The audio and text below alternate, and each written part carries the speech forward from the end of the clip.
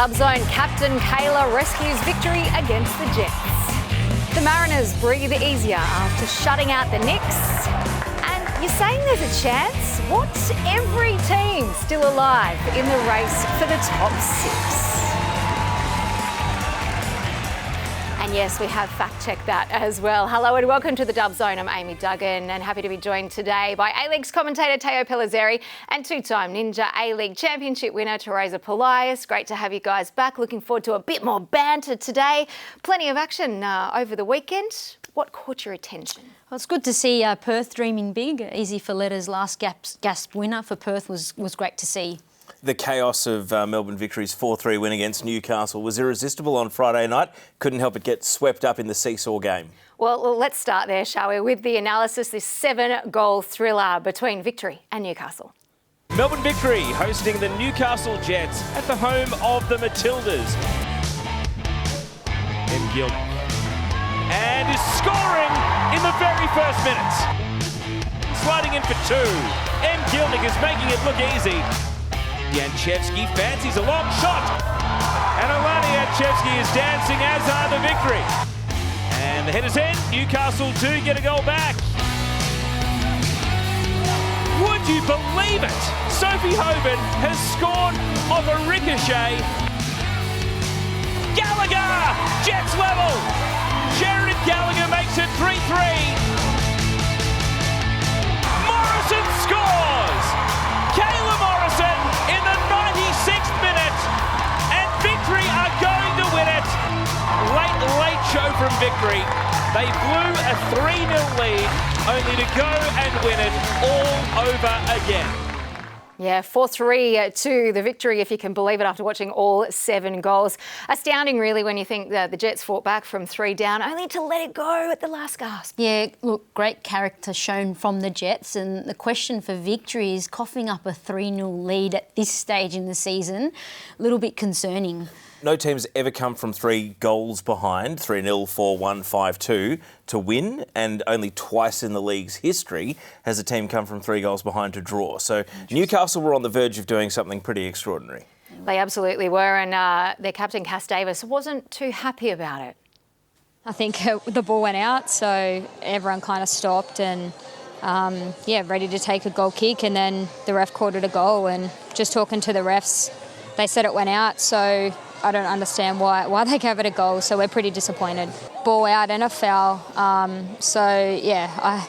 can't say much more than we're really frustrated with that last call, because our season's on the line, and I feel like we dug really deep today, and to get a call like that is, it's just disappointing, and it's hurt our season a little bit.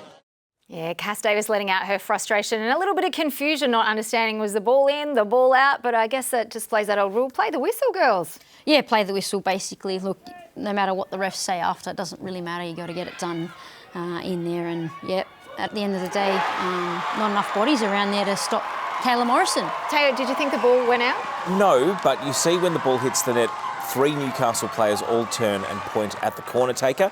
They're not as concerned about... See, Hoban's marking Morrison. Hoban gets pushed over and stays down, and then Morrison scores. The contact between Morrison and Hoban, I think, is pretty negligible. I can see that not being given as a foul. Yeah. So it was the Jets players turning and appealing. Yeah, but while the ball's in play, you just don't do that until the whistle's blown. So that's the mistake there. The problem is, as soon as Hoban's over, Morrison's totally unmarked. Exactly. And the assistant referee, Lauren Hargrave, is a FIFA badged assistant referee, one of the best and most experienced. If you've got that FIFA badge on your shirt, chances are you're the best we've got to offer in this country. You can argue a decision, and a referee can make a mistake, but on the evidence presented, I didn't see it. I don't think the ball went out. Yeah, look, whether it was a foul or not, as that ball's coming over, those Jets players stopped, and that's just an absolute no-no at this level. Well, luckily for Victory, the goal counted and was the difference maker in their 4-3 victory. Someone who would be very happy with her form would be Emily Gielnik, back to the Golden Boot leader. Another brace and in red-hot form. So really, really good to see and very important for Victory at this stage. I mean, it was such a great way to set the tone. It's the second time this season that Gielnik has scored a first-minute goal at home for the Matildas. And you look at some of the defending here, Gielnik too tall, too well positioned, too strong. Yeah, look, the Jets, they're quite a tall team though. So you got Pryor there that was on her and couldn't defend her there. So poor defending off the set piece there for the Jets. A great little celebration, which we love to see as well. But it does send Gielnik to the top of the Golden Boot. 12 goals and 2 ahead of Holly Mack, who of course didn't feature in the Ninja A-League on the weekend. They were busy in the Asian Champions League. But despite the result, the Jets are still a mathematical chance of making the top Isn't that 6. amazing at this point? So they must be thinking back on a few games that they let up a few points there and kicking themselves. But look, they're still in it. They're scoring goals, which is the main thing. They've got a lot of fight about them too. The comeback, I don't think they ever dropped their heads in the first half. To be 3-0 down after 20 minutes, goals coming at 10-minute intervals, they were being swarmed. But T, have you ever seen a goal like that? That is incredible. Even in juniors, even in NPL, like this, Sophie Hoban, who scores that goal, then has a very nice assist for Gallagher. But lovely assist. The middle goal of the 3 was totally bizarre. Yeah, bizarre. Yeah, I've never seen anything like that either. Absolutely crazy stuff to see it go into the corner. We did have a chance to catch up with Kayla Morrison post-match, and she was a little upset perhaps by Teo's question.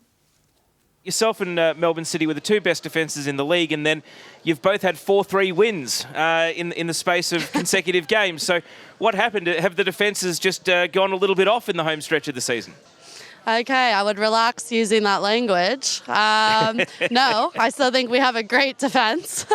I think, some games just aren't your best game, but we're going to stick together and, I'm sure we'll get another shutout. And, yeah, we're still very optimistic.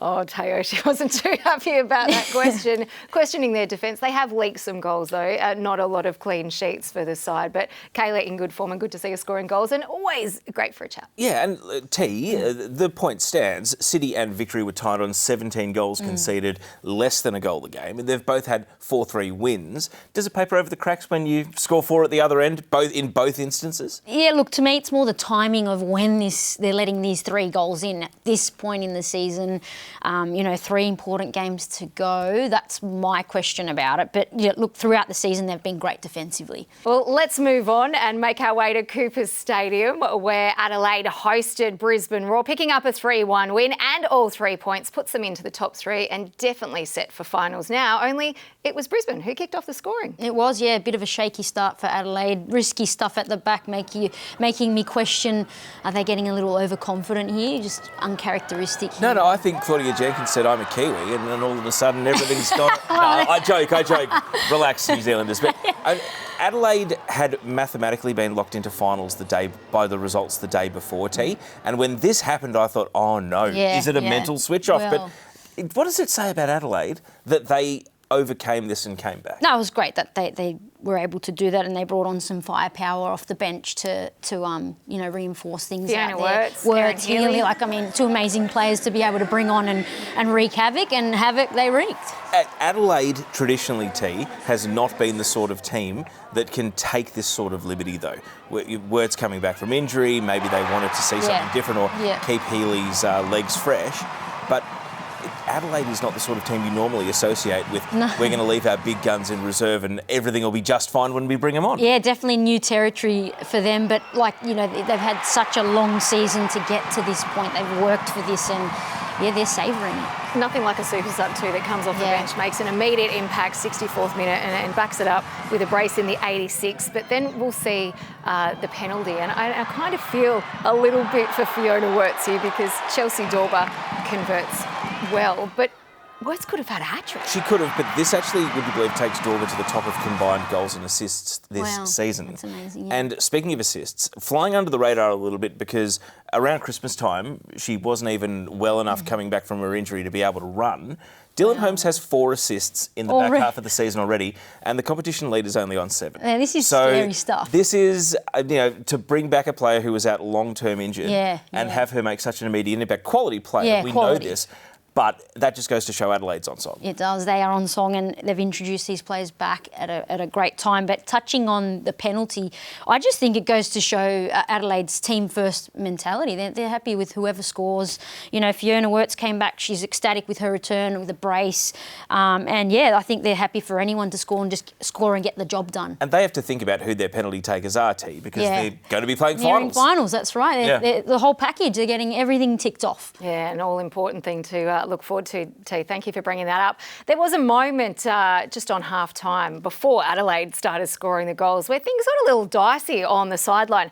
Zoe Tolan, Lucia Leon getting into it, only for Popodanova and Lani Fryer to become involved. And it was Fryer, after all of this, that ends up with the yellow card. Is this just a sign of frustration boiling over for Brisbane?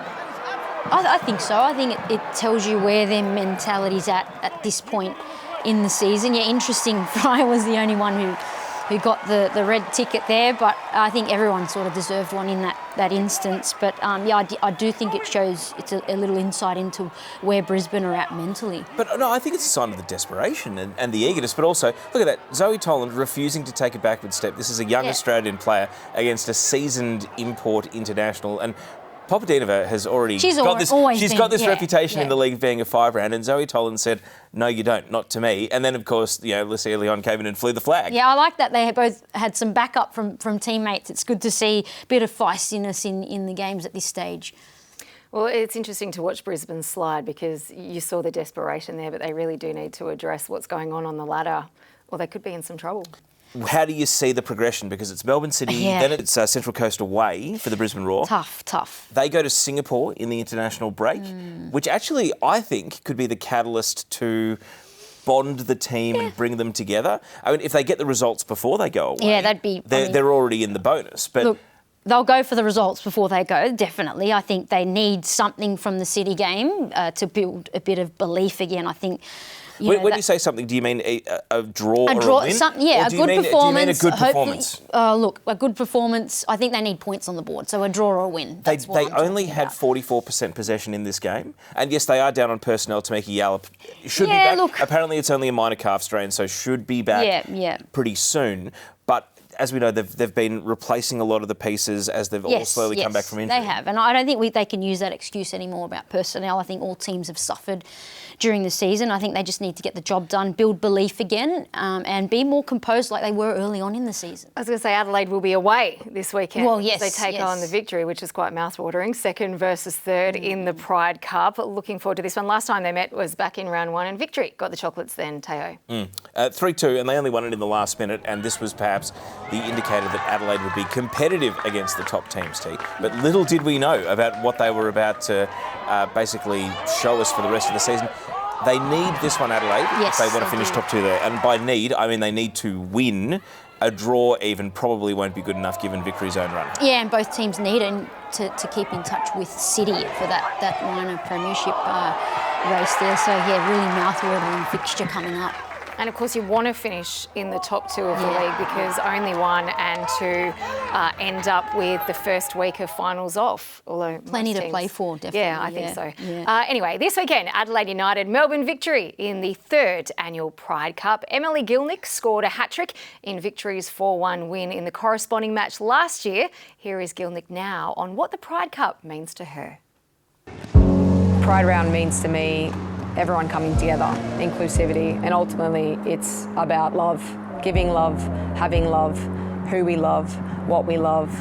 Ultimately, everything that we do in this world is about having love and respect. So Pride Round is just about showcasing that and just bringing everyone together and enjoying some beautiful football, which we love to play. Yeah, I guess last year was quite memorable for me. Scoring a hat-trick just happened to be in a Pride match, which was nice. Of course, as a striker, I want to score a hat-trick anyways. But yeah, no, just I guess I got to celebrate a little bit more that game, and it was good to get a win. It's always difficult going to Adelaide. They're a difficult team to play and a tough team to play. We've had our first game against them this season already and won. So I'm looking forward to the next time that we get to play them again and hopefully can repeat history. Emily Gielnik gets the hat-trick. Do I see myself as a role model? I would say right now, especially in the last few years, yes. There's a lot of kids that I coach, and there's a lot of parents that entrust their kids to be, to look up to me and to learn from me. And I think it's not about necessarily anyone's sexuality or a gender in life. It's about the actual person. So if I can be a good role model and a good person, there's no reason why young kids that are inspiring to not be like me, but be a professional footballer one day, or even a Matilda. Hopefully I portray enough of a good example that they want to follow in my footsteps perhaps. And I definitely don't want to put it in a box of like, okay, it comes down to sexuality, because it's not. It's all just coming down to us to want to be better footballers and better humans. And I think that's the most important thing. So I pride myself on being a good role model. The support that we receive from the staff around Pride Day, I'll really give it to them, because it's not an easy thing to navigate. I think the one person I do want to speak about is our coach, Jeff Hopkins. He has hands down been the most inclusive, honourable father figure, if you like, man with integrity that's had so many diverse people come throughout this club, and he's not once ever made you feel uncomfortable. He's not once disrespected a player, and he's treated everyone equal. And I think he epitomises what it means to be respectful and fair and inclusive. We'd appreciate everyone to come down and show you support, not only to watch this game that we play and as we're heading into finals, but also support and shed some light on ultimately everyone coming together and respecting one another. And looking forward to that. What a great weekend it will be. Time now to check in with what's cooking on socials. Thanks to Narlene Masto. Thanks to Ninja.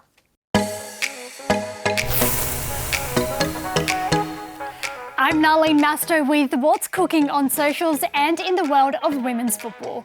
Brought to you as always by the Ninja Woodfire Outdoor Oven, which can turn any space into an outdoor kitchen. 5 Ninja A-League stars have been called up to the CommBank Matildas squad ahead of a 2-match international series against Korea Republic. Chloe Lincoln, Michelle Heyman, Tamika Yallop, Holly McNamara and Natasha Pryor have all been included. Meanwhile, Claire Wheeler makes her return to the squad after missing out on the last 2 international windows due to injury. Courtney Nevin and Jamila Rankin have also earned a recall following their standout performances in Europe. Now over in England, former Melbourne Victory star Natasha Dowie became the first female player to appear in a Liverpool Legends match. She remains Victory's all-time leading goal scorer during her 5 years in Australia and is also Liverpool's all-time top scorer in the women's team. Dowie played in front of more than 58,000 fans at Anfield, alongside the likes of Peter Crouch and Steven Gerrard. Melbourne City's hunt for a treble continues after they secured a 3-0 win over Taichung Blue Whale in the AFC Women's Champions League quarter-final. The league leaders will take on South Korean outfit Incheon Hyundai Steel Red Angels in the semi-final on the 21st of May. If City end up winning the competition, they're set to receive 1.95 million Australian dollars in prize money. After the match, captain Rebecca Stott was asked about a potential treble and what it's like playing with this team. I mean, I love this team so much. It's a great group of girls. It's a great club. They've backed us all the way. The resources we have is incredible. So, yeah, I'm so proud to be here and I love this team. I've got a question for the Dub Zone panel now. If City do finish the campaign unbeaten, where do they stand among some of the greatest A-League teams we've seen? Oh, yes, good question, Arlene. They certainly did look like they were a standout on the weekend. Yeah, it was a dominant performance and they set themselves up early on. So definitely in the conversation, as one of the greatest teams ever, I'd say. We don't have the venue for the semi-finals yet. They'll be playing Incheon Red Angels of Korea Republic. The other semi-final will be contested between Wuhan from China and Ho Chi Minh City from Vietnam, because Wuhan knocked out Urawa Red Diamonds, the only Japanese team left. So, are Melbourne City well placed to win the treble at this point? Absolutely. I mean, it's going to be a tough ask against the South Korean outfits, a really strong league over there. So that'll be a great test. And I think against the South Korean team, it'll show where our league's at. And so that'll be an interesting thing for us to see. But, yeah, interesting times for City. Now, you were an opponent of Melbourne City a lot of the time that Yes. they were clocking up their previous accolades. So with a bit of separation, where do you, to answer Narlene's question, where do you see them? What sort of reverence do you hold this team? I've obviously loved the fact that Holly McNamara returned and has turbocharged this team's rise to the next level. But where do they actually sit for you? Especially if they do go on to actually lift a couple of trophies or even 3 at the end of this run. Yeah, look, I touched on it just before that I do think they should be in the conversation as one of the greatest teams ever. Obviously, it's hard to compare the team now to, 6, 7 years back when we had different calibres of players in the league. And I'm talking, your starting Matildas. Just Fishlock. Yeah, and your premium international players. It was a different time then. It was a shorter league as well. And the amazing thing about City now is in a longer league, they're unbeaten. So that's an incredible thing that they're doing at the moment. My big query is when Brisbane Roar and the men's were at their peak, they were known as Raw Salona. Raw Salona, yeah. Does this Melbourne, is what's missing that they kind of need the love and affection of the neutral? Because they've got a fan base, they've got a loyal following. Credit to them for 1,300 fans at Amy Park, and they marketed that fixture very aggressively in order to try and build the audience playing against a non-domestic opponent. So, I think there were 2 away fans, one with a drum, that were doing a great job for Tai Chung Blue Whale. But is what they're missing just the reverence of the neutral? I mean, we are witnessing excellence. Yeah. And I guess, we are. Do they need a nickname? Do they need something beyond Holly McNamara that this team is going to be known for? I don't know how to kind of explain it, but I feel like when it's because they've always been dominant, they're easier for everyone not to like. And it's a thing I see with Sydney too. Nobody likes Sydney, and they're probably loving seeing Sydney down the bottom this season. So it's really hard for neutrals to, I think, in Australia in particular, to get on board with a team that's consistently dominant, which is a sad thing. I don't think it is. Because they are beautiful to watch. They're a great team. I don't think it is as hard to get on board because we're all hoping that Holly McNamara is going to be the future of the Matildas, and She will be, though. We're watching her emergence through this hope team as the catalyst. We had Mariana Speckmeyer on Dub Zone last week. One other thing. 2 of the 3 goals that City scored were when, in broken play, Speckmeyer went to the centre forward position, and Holly McNamara went to the wing. Yeah. Just in terms of entertaining us and dazzling us and being a beloved team, especially for the neutral, I would make that switch. Speckmeyer back to the middle. I've said that from the beginning. McNamara to left. They are very stubborn on leaving the team the way it is. And I think Speckmeyer's the best in the middle. Her best play comes when she's that 9. So Holly Mack can play on the wing too. So, it's good to see them testing that out, and perhaps to change things up come finals. And, they've got a tight schedule at the moment, and to mix things up a bit, perhaps that's why they're trying it out. So stay tuned there. I think we'll see it a bit more. No thoughts on a nickname for them, though? Do we have a Raw Salona name for Melbourne City? What would ring nicely with them? I haven't even thought about that. But I'll have to think on that one, Teo. But the Raw Salona was very catchy. Yes. What about the Unblootables? Nice, Teo. I don't know if that'll catch on. Hello to everyone in the Instagram comments. All right, we're going to move on from that. We're going to head over to Parua Park because Wellington played host to the Central Coast Mariners, and it was the Mariners that picked up the 2-0 win, surprisingly to many punters, I'm sure, and their first win since round 14, bumping them into 5th place. Have they secured a final spot with this win? I'm not convinced as yet, but a vital win, especially, being away from home in Wellington as well. So huge win for the Mariners and putting them in a nice spot on the ladder for now. They're super close. I do think they are 1 win away. They're on 28 points for now. If they get to 31, I do think they can punch their ticket to the finals, mainly because so many other teams that were chasing their spot also lost at the weekend. Yeah. Great technique by Izzy Gomez on this goal. Both before and after her injury, hasn't she been in marvellous scoring form? She's exceptional. Her ability, her technical ability and she's done this countless times, volleys on the fly, getting her, leg up over it, keeping it down on target. She's scored bangers like that. She's exceptional. And good form now, especially, when she was called up to the Matildas squad, she was in fine form. Obviously, it takes a bit of time to come back from an injury, but she seems to be back to that goal-scoring form here. Very important to the Mariners, and I don't like to look ahead too far, but how important is it that they maintain her and retain her? Well, she's just and she's just come back from a long injury too, and we were saying that Mariners, she'll have to take her time getting back. She's back to playing almost full games and looking back at her best. So she is, they need to build their team around her for the future. They must keep her at all costs. I'm going the other way. They signed her to a 2-year deal, so she's got next season under contract. But that means it's the perfect time for the Mariners to get a transfer fee. The only thing missing. Interesting take. The only thing missing is that international cap. I feel as though putting the Matildas halo around Izzy Gomez would make it that much easier to sell her overseas.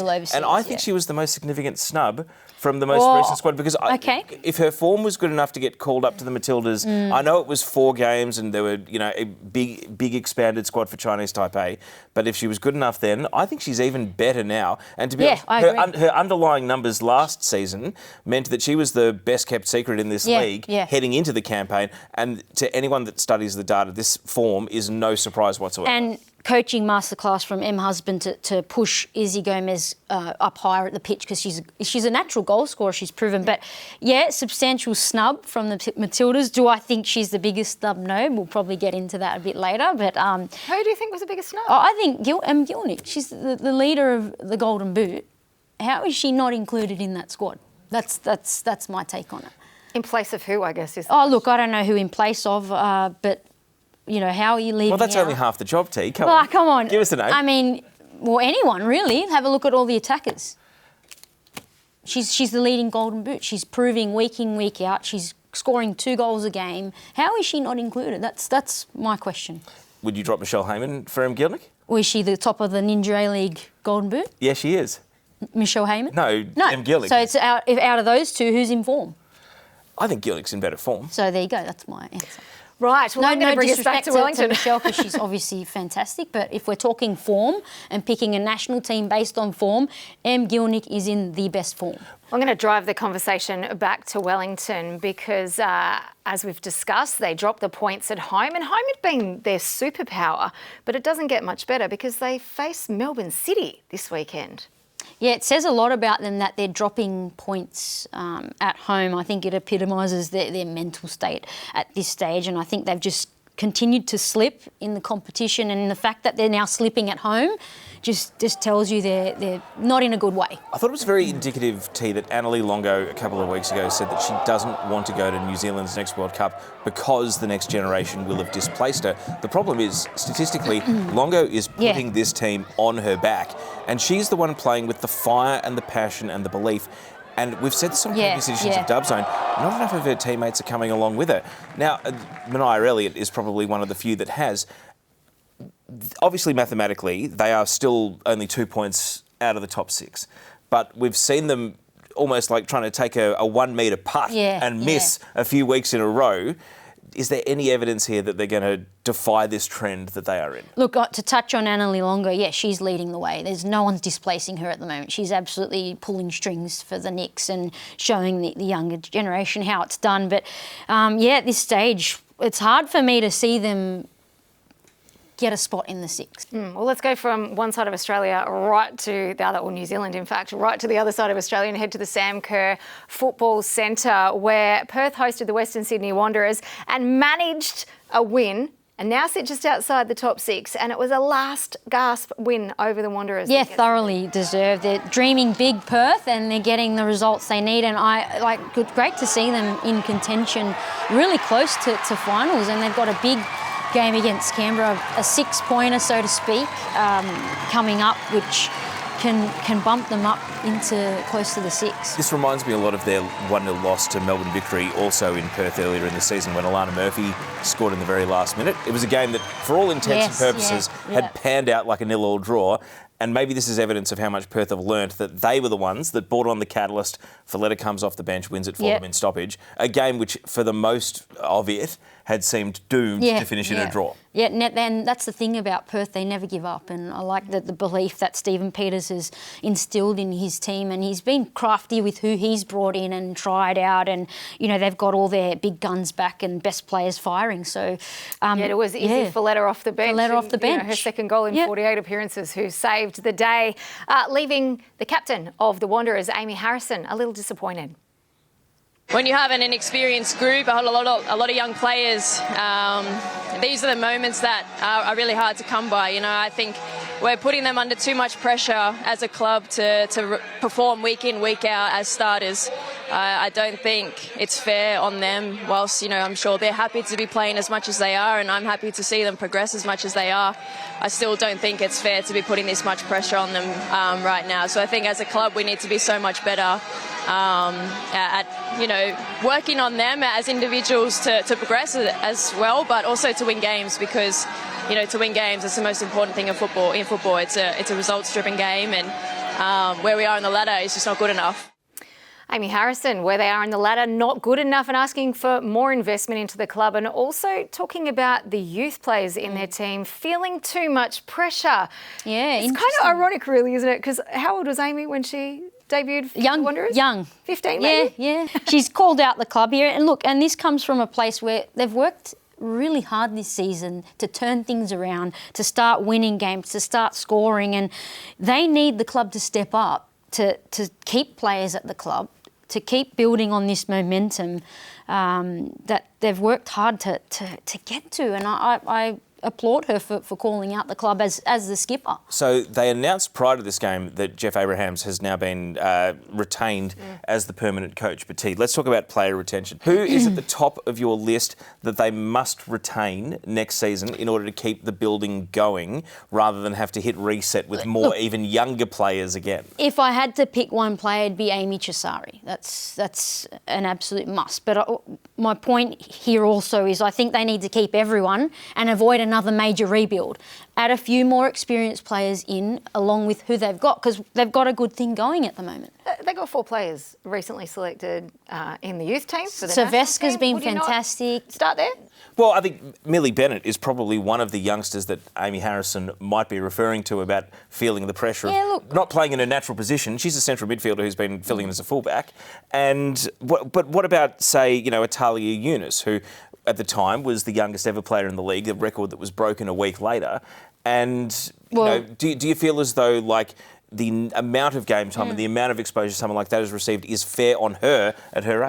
No, if you're good enough, you're old enough in my books. And, you know, it's funny Amy, you know, came from that angle, because when she debuted, the competition was, average age would have been older. So, you know, the competition's so young now, I don't think there's too much pressure on these youngsters. Only thing that I think tweaks with me and empathises with what Amy is saying is that perhaps in those days the competition might have been younger, but there were a lot of older heads to guide the younger players. So that's a great point. And I think that's what the Wanderers need to bring in. I think you keep all your youngsters, they've got a good thing going, and you add a bit of experience. And I'm not talking 5 or 6 players, I'm talking 1 or 2. So here's the big picture issue though.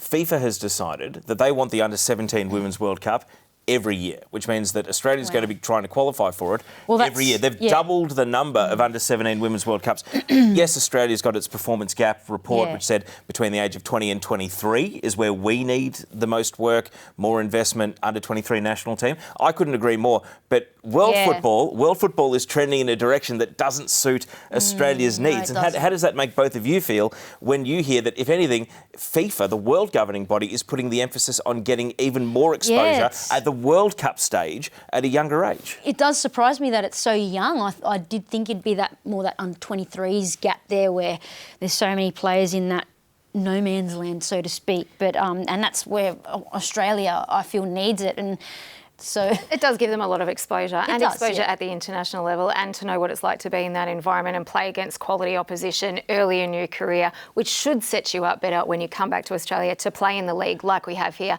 and to move forward that player pathway. That's assuming, of course, we qualify. It's an age group where we haven't done particularly well in recent times, but you would hope that if there is, we know for the next 5 years there's an Under-17 Women's World Cup every year. We've got to qualify through Asia to get there. We've got to play the Koreas, the Japans. Which we have struggled with in recent times. A topic we could absolutely debate for hours. We're only half an hour show, by the way, so we are going to move on because I want to make Teresa smile. Oh, yes, Sydney FC picking up. This is why I've been filibustering.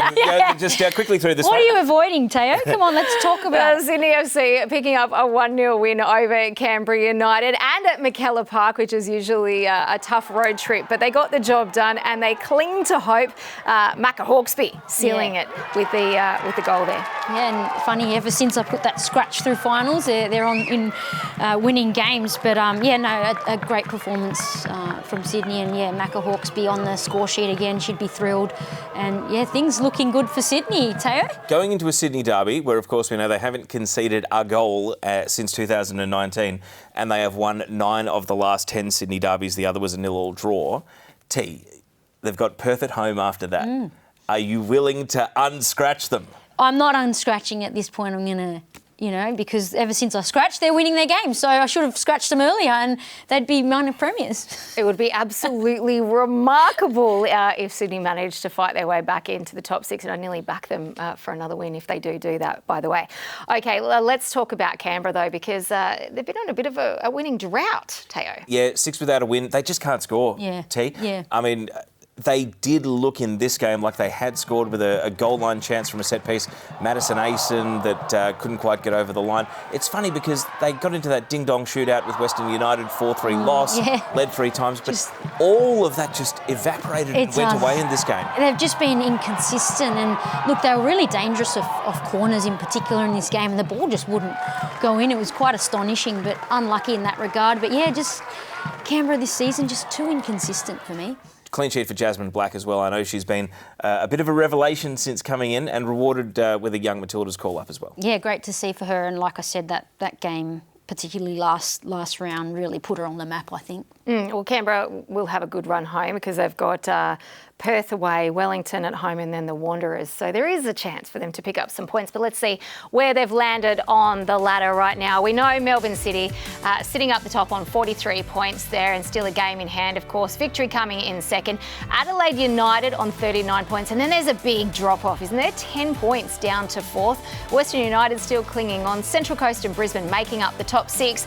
And then everyone else, if you can believe this, I can't believe we're saying this, mathematically this weekend still in with a chance. That's just remarkable for a competition of this length, and everyone's still a chance, but it makes for really entertaining fixtures. Well, speaking of fixtures, let's take a look at the run home, T, because we do have who's got who. Hit pause if you're watching at this point, you want to get it all in one convenient screenshot. T, looking at those runs home, Canberra do have Perth, which is a 6-pointer, Wellington at home, and then Wanderers, who should be mathematically eliminated from finals by the time they meet in the last round. And yet, I don't have a great deal of confidence that they can win 2 out of 3 there.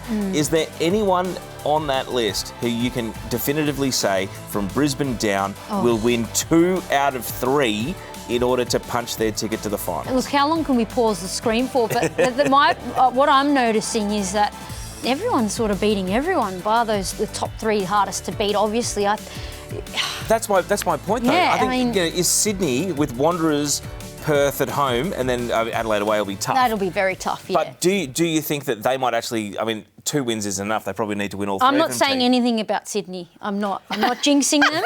I scratched them, and they've got a good thing going. So no comment on Sydney, but I'm watching Perth. That's who I'm looking out for.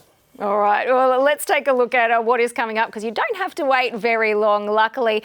Wednesday night, Perry Park, 7 p.m. kickoff against Melbourne City. T, call it. Any chance that the unbeaten streak ends here? No. No, definitively no. Well, I'm commentating this game, so you know what? I'm going to be impartial and I'm going to say I believe. All right, Friday night, it's the Sydney Derby, and they're playing this one at Marconi Stadium.